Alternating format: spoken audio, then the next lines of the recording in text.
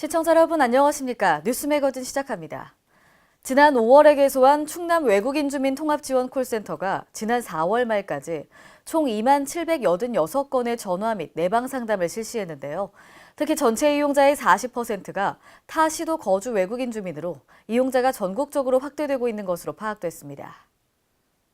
충남 외국인 주민 통합지원 콜센터는 외국인 주민의 언어 소통 문제를 비롯해 금융 상담 등을 지원하는 외국인 종합지원 기관입니다.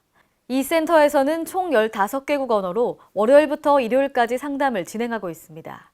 지난 11개월간 실시된 상담을 유형별로 보면 비전문 취업이 15,525명, 방문 취업 외국 국적 동포가 3,298명 등으로 분석됐습니다. 상담 내용은 취업, 노동이 11,785건, 체류 및 국적이 3,790건 등이었습니다. 앞으로는 SNS나 홈페이지, 행사 참여 등 지속적인 홍보를 실시하고 국가별 통역 상담사의 전문적 역량을 강화할 계획입니다. 경기도는 지난 14일 자립의지가 있는 장애인들이 지역사회에서 더불어 살아갈 수 있도록 8개 유관기관과 업무 협약을 체결했습니다. 이번 협약을 통해 자립을 원하는 거주시설, 재가장애인의 맞춤형 자립지원계획 수립, 사후관리 체계 마련 등 적극적인 협력 기반을 마련하기로 했습니다. 또한 도는 경기도 장애인복지종합지원센터 내 자립전환 TF팀을 설치하고 자립생활주택 설치 기반 마련 등을 추진하고 있습니다. 청년들에게 취업, 창업 원스톱 고용 서비스를 제공하는 대학 일자리 센터가 광주 지역에서는 5번째로 광주여자대학교에서 문을 열었습니다. 광주여자대학교 일자리센터는 지난 15일 본관에서 개소식을 열고 활동에 들어갔습니다. 대학 일자리센터는 대학 내 취업, 창업 지원 기능을 연계, 통합해 청년들의 개인별 취업 역량을 강화하고 다양한 취업, 창업 지원 서비스를 제공합니다.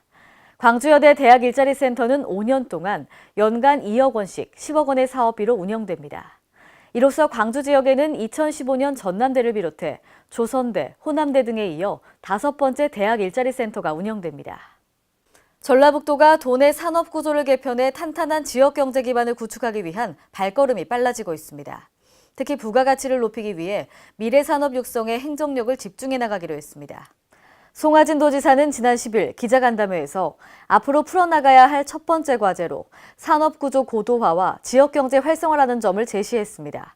지난 14일 미래형 상용차 글로벌 전진 기지화 선도 사업으로 진행 중인 인프라 구축 상용차 부품 주행 시험장을 방문해 자동차 산업의 체질 개선 상황을 직접 확인했습니다.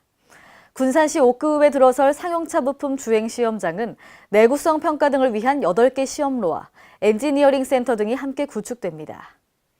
대구시가 달서구 와룡시장 주변의 주차 불편을 해결하기 위해 와룡공원 지하공영 주차장을 완공하고 시범 운영에 들어갔습니다. 대구시는 도심지 내 주차장 부지 확보가 어려운 점을 감안해 총 사업비 46억 원으로 와룡시장과 인접한 와룡공원 지하공간을 주차장으로 만들었습니다.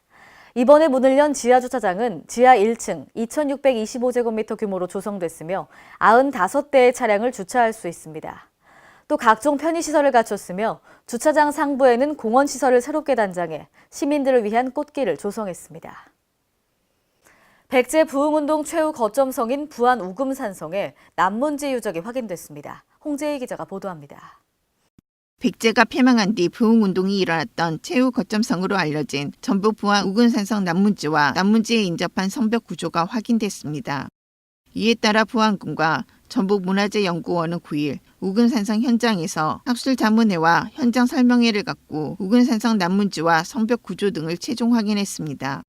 발굴 조사를 실시한 우금산성의 추정 남문지는 V자형 계곡의 서쪽에 연접해 위치하고 있으며 동편으로는 성내 계곡부 유수가 합류해 남쪽으로 흐르는 주 계곡 위에 위치합니다. 이곳은 산성 내에서 지형이 가장 낮은 계곡부에 마련돼 성 내부로 출입이 가장 용이한 곳에 축조돼 정문의 기능을 하였을 것으로 추정, 성내 주요 시설이 있던 건물 대지와도 가까운 거리에 위치합니다. 남문지는 거의 붕괴돼 본래의 모습을 찾아볼 수 없지만 문지 통로부 형태는 확인된 초석을 기준으로 볼 때 장방형으로 추정됩니다. 파괴가 좀 심해서 정확히 밝혀지지는 않았지만 그렇더라도 성문의 측벽 규모라든가 측벽 2칸 그리고 정문은 3칸으로 추정이 됩니다만은 많이 파괴가 된 것 같습니다. 통로보호 규모는 조사구역 북쪽에서 확인된 초석과 남성벽 외벽을 기준으로 보면 추정 길이 780cm, 주초석간을 기준으로 한 추정 너비는 480cm입니다. 남성벽은 모래흙과 풍화토를 깐 후 길게 깬 돌을 이용하여 바른팀 쌓기 축조, 외면은 고르지 않으며 남문제 바깥쪽 박석시설 규모는 잔존 길이 490cm, 잔존 너비 280cm 정도입니다. 이번 조사를 통해 우금산성읍 문지 축조 방법과 성벽의 구조를 확인할 수 있어 앞으로 복원 정비 사업에 중요한 자료가 될 것으로 기대합니다. K랜 홍재입니다. 전북 남원시장 선거는 이환주 현 시장을 비롯해 강동원 민주평화당 예비후보, 박용섭 무소속 예비후보가 도전장을 내 3파전으로 치러질 텐데요. 각 후보들의 공약이 뜨겁습니다. 홍재희 기자입니다. 전북 남원시장 선거는 3선에 도전하는 이환주 현 시장에게 강동원 민주당 예비후보, 박용섭 무소속 예비후보가 도전장을 내 3파전으로 치러집니다. 이번 선거는 더불어민주당 텃밭에서 어렵게 당내 경선을 통과한 이환주 시장이 민주평화당 강동원 후보, 무소속 박용섭 후보 도전을 따돌리고 삼선 고지에 오르느냐 관심이 모아지고 있습니다. 민주당 우세의 지역적 특성을 입은 이 시장이 다소 앞서가는 형국이지만 평화당 강동원 후보와 무소속 박용섭 후보의 추격이 만만치 않아 마지막 뚜껑을 열어봐야 최종 승자를 알 수 있을 것이라는 게 지역 정세의 분석입니다. 특히 강동원 후보와 박용섭 후보의 단일화를 위한 물밑 접촉이 이루어지고 있는 것으로 알려져 단일화 성사 여부가 이번 선거의 최대 변수로 떠오르고 있습니다. 이환주 예비후보는 지난 6년간 뿌려놓은 씨앗이 결실의 시기를 앞두고 있다며 민선 7기 결실을 거둘 수 있도록 지지를 호소하고 있습니다. 국공립의과대학을 우리가 남원에 유치가 결정이 됐는데 잘 자리 잡고 개교가 될 수 있는 노력을 기울이겠습니다. 우리 남원 지역의 산업 구조가 취약하고 좋은 기업이 없는데 현재 일반 산업용지를 만들어가고 있는데 여기에 좋은 기업을 많이 유치하겠습니다.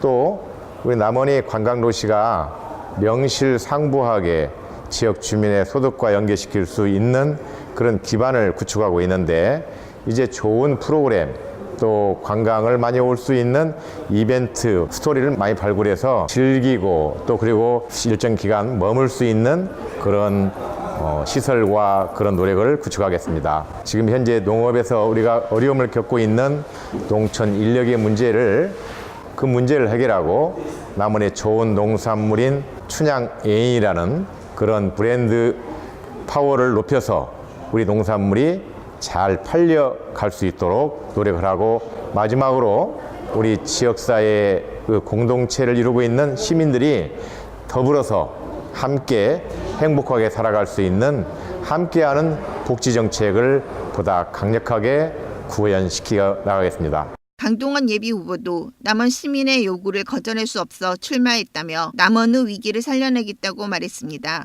박용석 예비후보는 국립유전자 시험장 부지 48만 평 수목원 조성, 다국적 음식관광 타운 조성, 연고 귀농을 통한 인구 10만 명 회복 등을 공약으로 발표했습니다. K랜 홍재입니다. 오늘의 간추린 뉴스입니다. 인천광역시 특별사법경찰은 지난달 24일부터 2주간 관내 비산먼지 다량 배출 사업장을 단속했는데요. 비산먼지를 불법 배출한 사업장 6곳을 형사 입건했습니다. 일정 규모 이상의 비산먼지 발생 사업장은 대기환경보전법에 따라 비산먼지 발생을 억제하기 위한 시설을 설치하거나 필요한 조치를 해야 하는데요.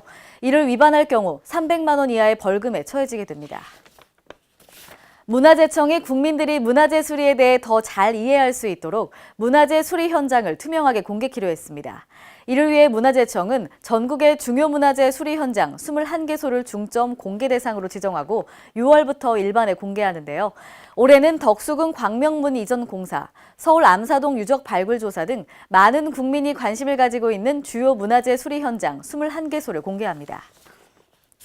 전북 전주시가 남은 음식 재사용 등 식품 위생에 대한 불신을 해소하기 위해 주방 내부를 투명하게 공개하는 안심 음식점을 늘리기로 했습니다. 이에 따라 시는 주방 공개용 CCTV를 설치하거나 손님이 주방 내부를 볼 수 있는 구조로 운영하고 있는 일반 음식점 가운데 안심 음식점을 20개소 추가 선정할 계획인데요. 주요 심사 항목은 주방 공개용 폐쇄회로 텔레비전 설치 또는 주방이 공개된 구조, 남은 음식 재사용 여부 등으로 모든 항목들을 충족해야 합니다. 충남 도립대학교가 한국유나이티드제약과 가족회사 협약을 체결하고 취업과 연계한 실질적인 산학협력 모델을 마련키로 했습니다. 이번 협약으로 충남도립대는 환경보건과 등 재학생을 중심으로 방학 중 현장 실습과 산업체 견학 지원 등을 지원하는데요. 이와 함께 양 기관은 지역의 청년 일자리를 확대하는 등 산업협력의 기회를 더욱 확충하기로 했습니다.